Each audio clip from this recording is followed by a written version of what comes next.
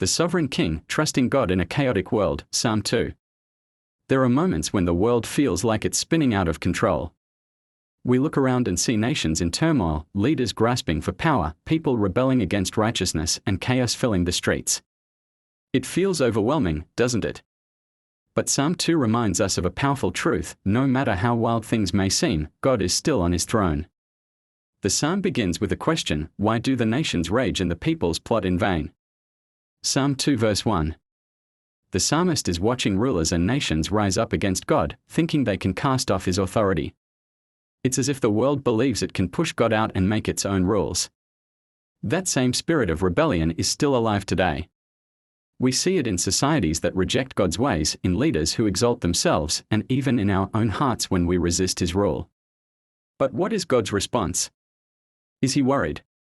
Does he scramble to fix things? No. Verse 4 tells us that he who sits in the heavens laughs. Imagine that.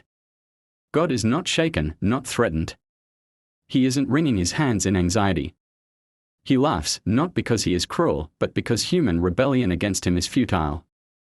He is still the sovereign king. That is a humbling truth. We often stress about the world's direction, but God is not panicked. He has already established his king, Jesus Christ. Psalm 2 verse 6 declares, "I have set my king on Zion, my holy hill." No political power, no movement, no rebellion can change this fact. Jesus reigns, and his kingdom will never be shaken. Yet, despite the nation's defiance, God extends an invitation. He says to his Son, "Ask of me, and I will make the nations your heritage." That is the heart of God. He desires to bring people into his kingdom, even those who once stood against him. Isn't that the story of grace?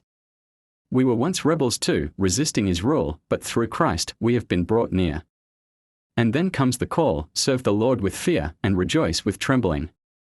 Kiss the Son, lest he be angry. This is not a call to dread, but to reverence and surrender. To kiss the Son is to submit to Jesus, to acknowledge him as Lord.